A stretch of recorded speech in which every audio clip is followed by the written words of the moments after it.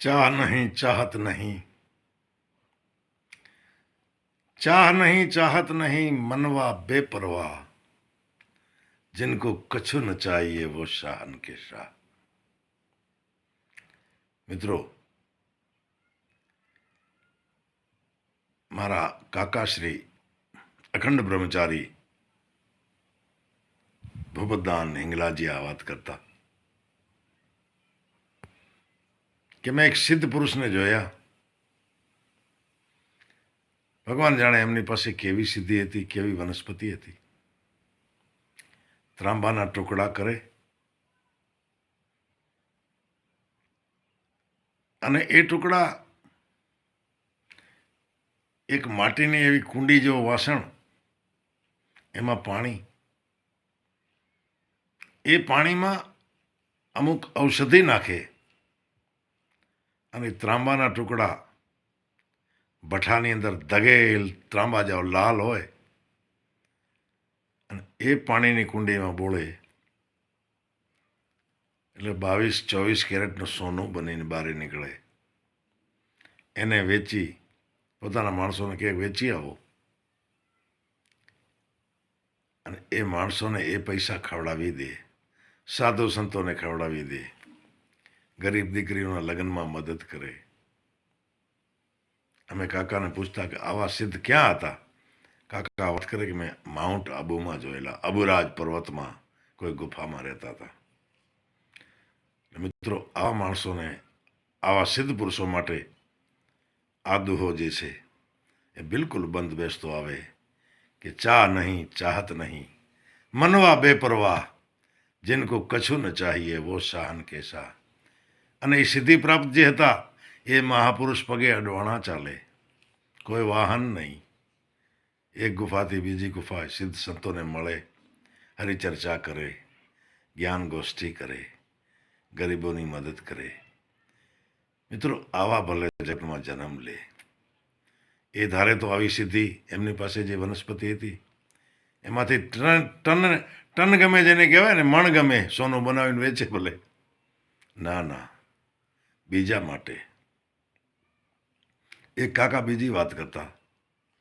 કાકા એમ કહેતા કે હું જ્યારે નાનો હતો 1947 પહેલાં, જ્યારે પાકિસ્તાનનો જન્મ જ નહોતો, પાકિસ્તાન પણ ભારતનો જ એક ભાગ, અખંડ ભારત. એ વખતે મારા કાકાના એક ગુરુભાઈ હતા, એ પણ ચારણ હતા, માધુદાનજી. માધુદાનજી અને ભૂપતદાનજી બંને એક જ ગુરુના શિષ્ય. એમાં માધુદાનજી સિનિયર, ભૂપતદાનજી જુનિયર. વાત કરે કે અમારી આશ્રમમાં એક બકરી હતી. એ બકરી એક મુસ્લિમ છોકરો જે ગામના બકરા ચારે એના વાડામાં સવારે મૂકી આવો અને સાંજે લઈ આવી, આ જવાબદારી મારા કાકાના શિરે હતી. કાકા એ વખતે નાનકા હતા. રોજના ક્રમ પ્રમાણે એક દિવસ મૂકવા ગયા એટલે માણસો ભેગા થયેલા જોયા. માણસોએ કહ્યું, છોકરા બકરી પાછી લઈ જા. જે બકરી ચારતો, જે ધણાર જેને સિંધીમાં કહેવાય, એને રાતે સર્પદંશ થયું ને ગુજરી ગયો. કાકા બકરી લઈને આશ્રમે આવ્યા. ગુરુ મહારાજે પૂછ્યું, કેમ બેટા બકરી મૂકી આવ્યો, ના આવ્યો? વાત કરી કે આવું બન્યું છે.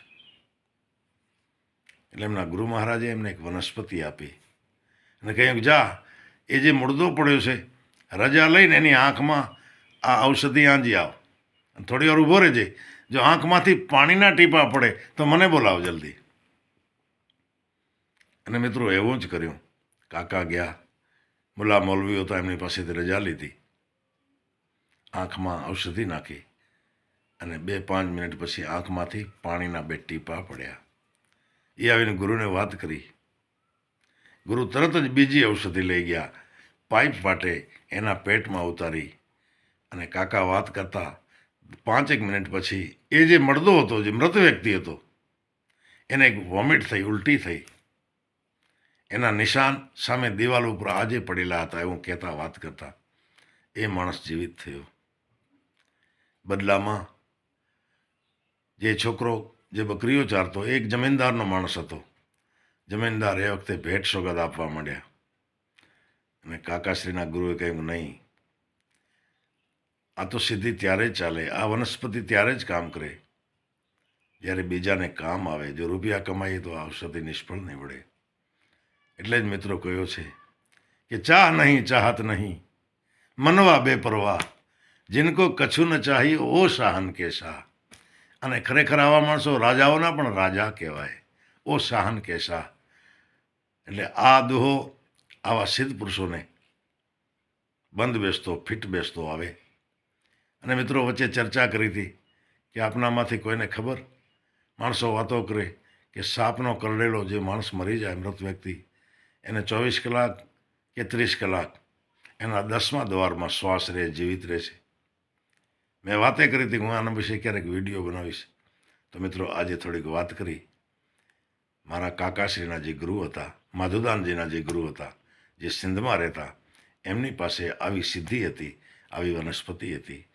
અને ખરેખર મિત્રો વનસ્પતિ આજે પણ ક્યાંક હશે, પણ એને ઓળખનારા જોઈએ. અને ઓળખ્યા પછી એનો દુરુપયોગ ન કરે તો જ એ ઔષધિ સિદ્ધ થાય છે, નહીં તો એ ગાયબ થઈ જાય છે, એ નકામી બની જાય છે.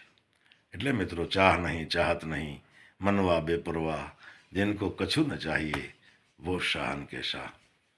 જય માતાજી.